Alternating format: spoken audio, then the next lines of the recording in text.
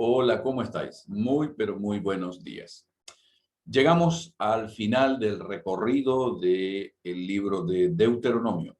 Hoy nos toca analizar los capítulos 33 y 34. La parte final son de alguna manera un relato fiel de las últimas horas de Moisés. Podríamos bien llamarlo las despedidas. En el día de ayer estuvimos observando cómo Moisés transmite al pueblo la canción que Dios le había enseñado para que ellos cantasen en el momento de la calamidad.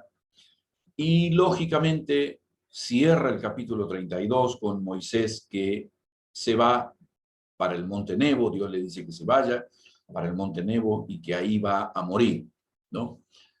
Pero Moisés no quiere dejar al pueblo con ese sabor amargo de que lo último que les dijo fue algo duro, sino que de alguna manera, si bien él había advertido acerca de la ira de Dios, su intención no es dejar al pueblo con la idea de que Dios los va a castigar solamente, ¿sí? Como Jesús antes de subir a los cielos le dice a sus discípulos, yo estaré con vosotros todos los días. Esto nos muestra el corazón de un buen líder. El buen líder no descarga sus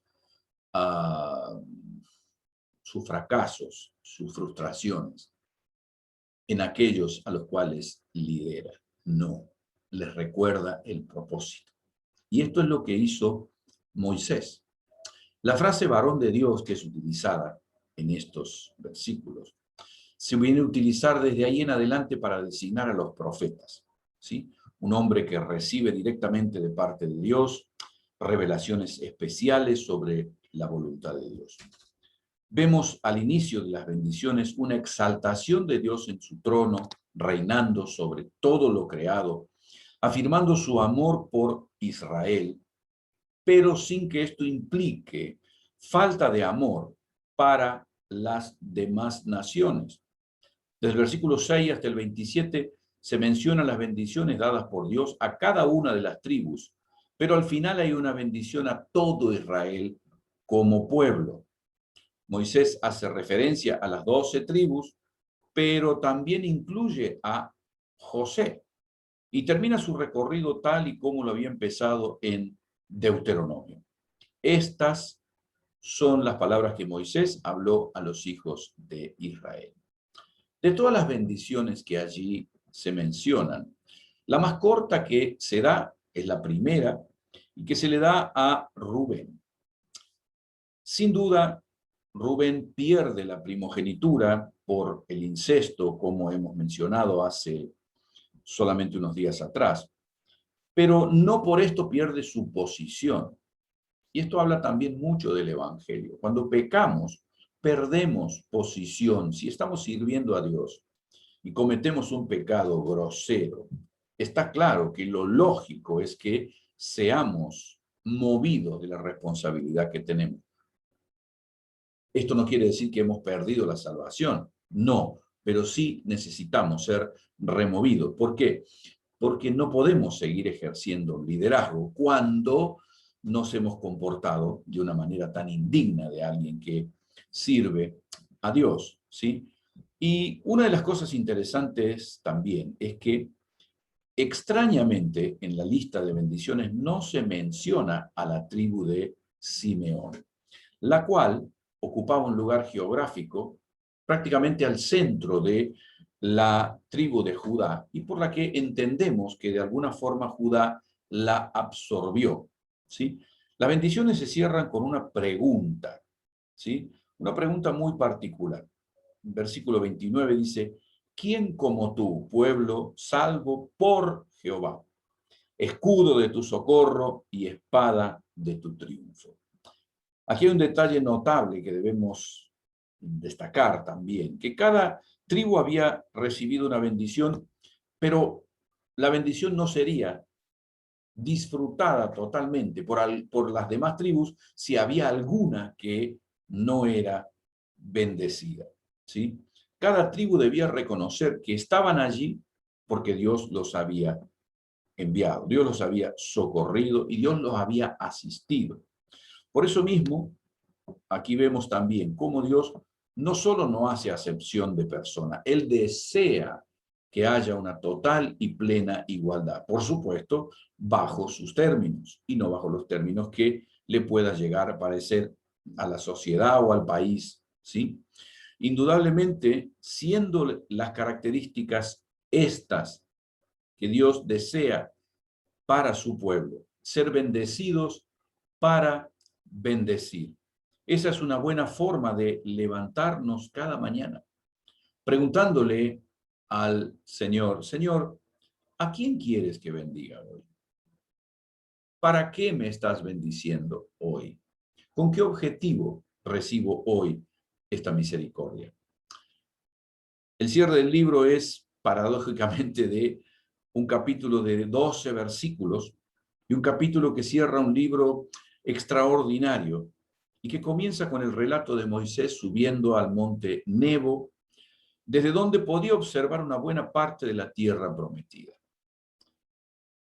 El texto dice algo extraordinario, porque Moisés fue sepultado. Ahora la pregunta para hacerse es, si fue solo, ¿quién lo sepultó? El versículo 6 da la respuesta. Y lo enterró, Moisés fue a la montaña y después dice, y lo enterró en el valle, en la tierra de Moab, enfrente de Bet Peor. Y ninguno conoce el lugar de su sepultura hasta hoy. Si Dios mismo le sepultó o envió ángeles a sepultarlo, no sé cómo fue, pero Moisés fue sepultado por Dios. Indudablemente, esto habla de la relación que Dios tenía con Moisés.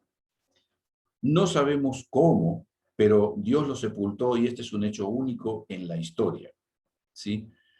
Aunque no dejó por eso de castigarle, no permitiéndole entrar a la tierra prometida. No lo sabemos. Probablemente no sabemos cómo es todo esto, pero analizándolo, Dios corrige a Moisés para que quede en el monte Nebo y lo entierra allí. ¿Por qué? Porque indudablemente los pueblos somos literalmente empujados por nuestras emociones a venerar a nuestros ancianos, venerar a nuestros líderes, venerar a aquellos que han cumplido un rol importante en la historia del pueblo. Ahora usted se puede imaginar lo que habría pasado si Moisés hubiese sido sepultado por el pueblo en la tierra prometida. ¿Qué es lo que habría pasado? Todo alrededor de la tumba de Moisés se habría hecho un templo y se harían peregrinaciones, todas las cosas que vemos cuando uno va, yo no he ido, pero he visto fotografías en Arabia Saudita, en la Meca, donde está la tumba de Mahoma, la gente gira alrededor, la gente va ahí y reza alrededor de la tumba. Esto lo vemos también en el lugar donde en Belén hay una catedral enorme y también en Jerusalén, y está el lugar donde se dice que allí murió Jesús y toda la gente va y toca la piedra, como si eso tuviera algún tipo de poder extrasensorial.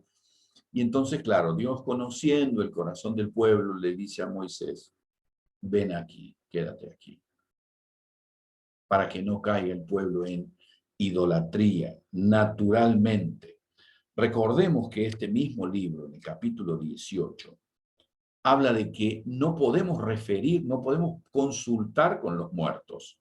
Dice, cuando entres en la tierra que el Señor tu Dios te da, no imites las costumbres abominables de las naciones que allí están. Nadie entre los tuyos deberá sacrificar a su hijo o a su hija en el fuego, ni practicar adivinación, brujería o hechizaría, ni hacer conjuros, servir de medium espiritista o consultar a los muertos.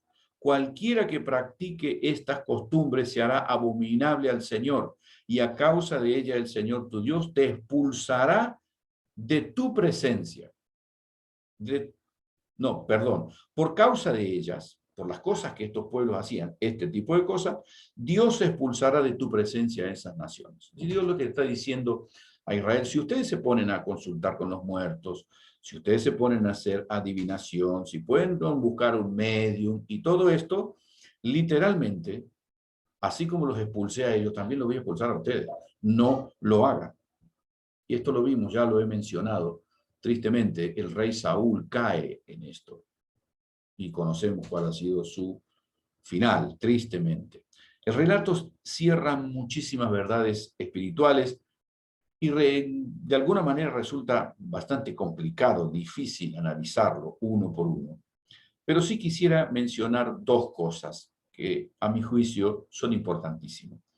Primero, la promesa de Dios no se termina con la vida de un líder. Absolutamente no. El mismo Jesús asciende a los cielos y la obra continúa. Dios se llevó a Elías, Dios se llevó a Moisés, Dios se llevó a Abraham. Jesús fue llevado al cielo, como dice el libro de Mateo. Y después de esto se levanta un líder como Pedro, como Pablo, ambos mueren y la historia sigue. Y hoy algunos de nosotros ocupamos posiciones de liderazgo. Y también vamos a morir. Pero lo importante no es que vivamos 200 años. Lo importante es que enseñemos bien al pueblo, como lo hizo Moisés. Por eso yo creo que lo primero es reconocer como líderes que Moisés dejó una buena enseñanza. Y hay una cosa muy interesante también que está en el versículo 2. La vitalidad de un líder dura mientras ese líder está vivo. Dice que él tenía 120 años, pero sus ojos nunca se oscurecieron. A pesar del paso del tiempo, él seguía teniendo el mismo nivel de comunión con Dios. Por eso mismo, yo creo que la vida de Moisés la podemos dividir en 3 etapas. Una vida, de alguna manera, desde su nacimiento y hasta los 40 años, donde él vivió en el palacio de Faraón, rodeado de un montón de lujos. Luego, desde los 40 a los 80 años, vivió en Madián, siendo un pastor de ovejas, algo totalmente despreciado por el pueblo egipcio. Es decir, Dios trató con el carácter de Moisés poniéndole 40 años a hacer aquello que el lugar donde él había aprendido que los pastores de ovejas son abominables, son cosas repulsivas, son cosas que nadie quiere ni siquiera hablar de eso. Bueno, Dios quería tratar con su carácter. ¿Qué le mandó a hacer? A ser pastor de ovejas.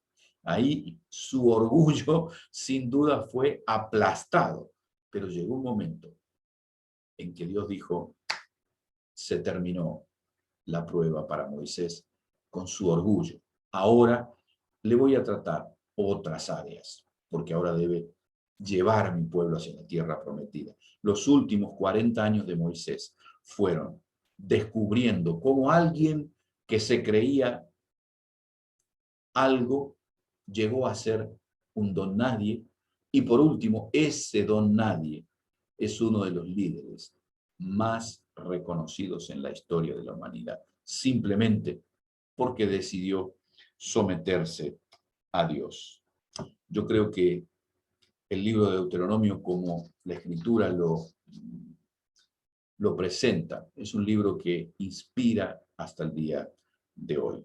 Te agradezco muchísimo que nos hayas seguido a través de estos vídeos y Dios mediante seguiremos con otros vídeos parecidos de este tipo. Gracias por acompañarnos. Compártelo con quien deseas. Dios te bendiga.